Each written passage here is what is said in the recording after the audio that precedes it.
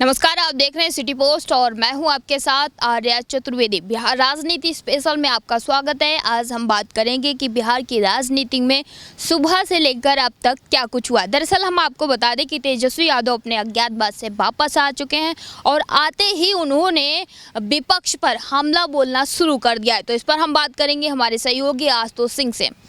आर्या, सबसे पहले आपको बता दें कि बिहार की राजनीति के लिए और आज के लिए बहुत बड़ी खबर है, क्योंकि तेजस्वी यादव कहाँ हैं इसको लेके चर्चाएं बहुत दिन से चल रही थी बिहार की राजनीति में। किसी को पता नहीं था कि तेजस्वी यादव हैं कहाँ, और एक बार राबड़ी देवी से भी पूछा गया था तो उन्होंने भी इस बारे में कुछ भी नहीं बताया था। लेकिन आज तेजस्वी यादव बिहार की राजनीति में दोबारा लौट आए हैं, और जैसा कि सुबह से जो खबर चल रही है उसके अनुसार तेजस्वी यादव ने कहा है कि अब से हम फिर से अब नए एनर्जी के साथ, नई ऊर्जा के साथ हम आ चुके हैं और अब सरकार से सवाल पूछे जाएंगे। बहुत सारे ऐसे मुद्दे हैं जिन पर सवाल पूछे जाएंगे और तेजस्वी यादव पूछेंगे। चमकी बुखार का मुद्दा सबसे अहम रहेगा, शासन व्यवस्था का मुद्दा सबसे अहम रहेगा। जिस तरीके से अपराध बिहार में बढ़ रहे हैं उसको लेके तेजस्वी यादव सरकार के ऊपर निशाना साधेंगे, और एक तरीके से ये सही भी है, क्योंकि लोकतंत्र में यह सबसे बड़ी और लोकतंत्र की खासियत होती है कि अगर जितनी मजबूत सरकार हो, जितना मजबूत पक्ष हो, उतना ही मजबूत विपक्ष भी होना चाहिए। क्योंकि अगर सरकार कुछ गलत करती है तो उसके ऊपर सवाल उठने चाहिए, और कोई ऐसा होना चाहिए, मजबूत होना चाहिए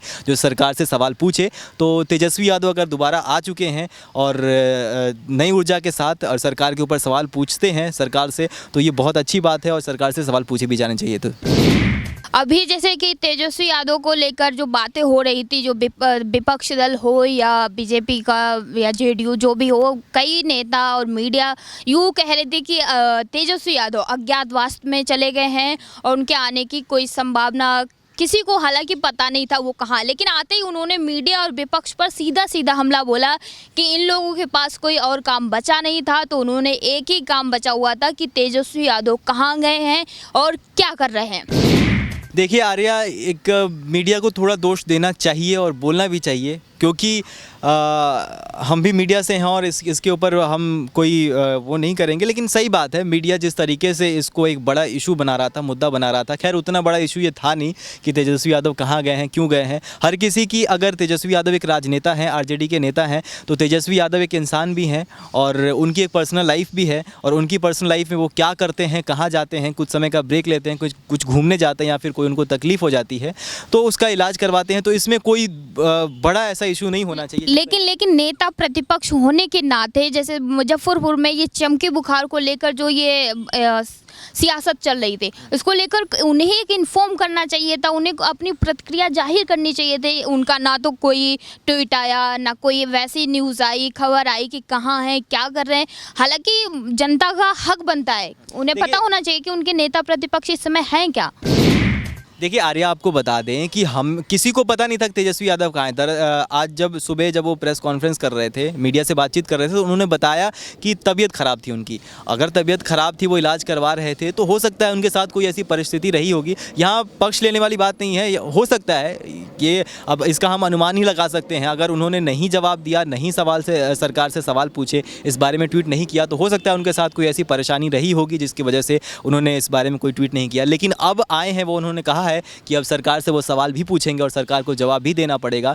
तो बिल्कुल अच्छी बात है, और इसके बारे में हमें इतनी अब हालांकि टिप्पणी नहीं करनी चाहिए कि वो कहाँ थे, क्या कर रहे थे। उन्होंने ये चीज़ साफ भी कर दी है कि उनकी तबीयत ठीक नहीं थी, इस वजह से वो इलाज करवा रहे थे, तो इसके बारे में उतना शायद बात नहीं करनी चाहिए। जी, तो हम इसी के साथ बात कर लेते हैं कि जहाँ एक तरफ आरजेडी पार्टी मोदी हो, बीजेपी हो या एनडीए उसका विरोध करती है, उनका मतलब हंगामे करती है, कुछ भी, लेकिन उधर दूसरी तरफ सदन में आज आरजेडी के बड़े नेता अब्दुल बारी सिद्दीकी ने पीएम मोदी का सपोर्ट किया है। तो वहीं दूसरी तरफ उन्होंने नीतीश कुमार पर हमले बोल रहे हैं। चमकी बुखार को लेकर उन्होंने कहा कि अभी तक सीएम नीतीश कुमार ने स्वास्थ्य व्यवस्था को लेकर कितना बजट किया। आपका क्या कहना है कि एक तरफ वो मोदी का सपोर्ट कर रहे हैं, दूसरी तरफ वो नीतीश कुमार पर हमला किए जा रहे हैं। देखिए आर्या, आपको बता दें कि बिहार की राजनीति आजकल जिस तरीके से चल रही है, कशमकश में चल रही है। पता नहीं है कि अगले 1 महीने में क्या परिवर्तन आ सकता है।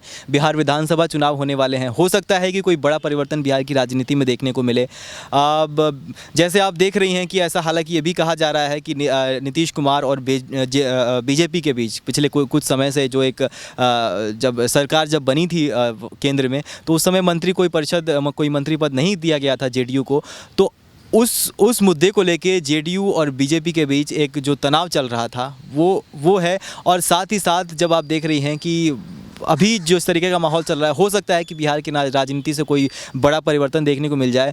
अब आप जो कह रही हैं उन्होंने किस मुद्दे से किस भावना से बोला है वो एक अलग सवाल है, लेकिन हाँ, अगर नीतीश कुमार पर सवाल उठाए हैं तो ये जायज़ से उठने भी चाहिए, क्योंकि इस चमकी बुखार से करीब 170-75 बच्चों की मौत हुई है और ये एक बहुत बड़ा सवाल है। और विपक्ष इसको लेकर सरकार से सवाल करेगा, अगर हल्ला गुल्ला करता है तो ये बहुत एक है, होना भी चाहिए, क्योंकि सरकार से सवाल पूछे जाने अब के समय में बहुत ज़रूरी है। जी, इसी के साथ हम बात कर लेते हैं कि विधानसभा में आज जब स्वास्थ्य मंत्री मंगल पांडे अपनी बात कह रहे थे, अपना कार्यकाल का जो भी चीज़ रखते हैं सबके सामने वो रख रहे थे, तभी विपक्षी दल ने उनकी बात सुनने से इनकार कर दिया और हंगामा कर दिया।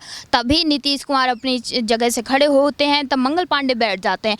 तब नीतीश कुमार ने बोला कि एक बार उनको अपनी बात पूरी कर लेने दो, उसके बाद मैं अपना बोलूँगा।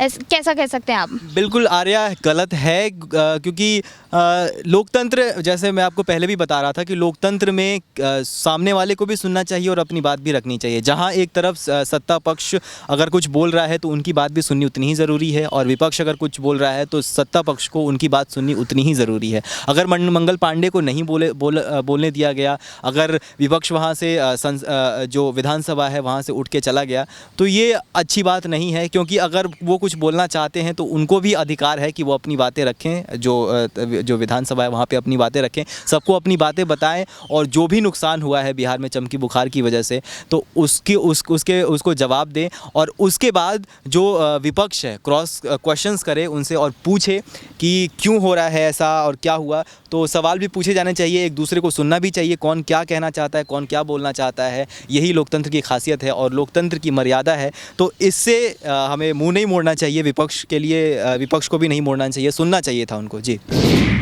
हमारा आखिरी सवाल है कि जिस हिसाब से विपक्ष लगातार मंगल पांडे हो या नीतीश कुमार, दोनों लोगों को लेकर जिस हिसाब से इस्तीफे की मांग कर रहा है, तो उससे क्या निष्कर्ष निकल सकता है? माना कि जो भी है चमकी बुखार को लेकर कहीं ना कहीं राज्य सरकार के ऊपर ठीकरा फोड़ा जा रहा था, ये तो सही हो सकता है, बट लेकिन अगर ये लोग अपना इस्तीफा देते तो उससे क्या फ़ायदा होगा?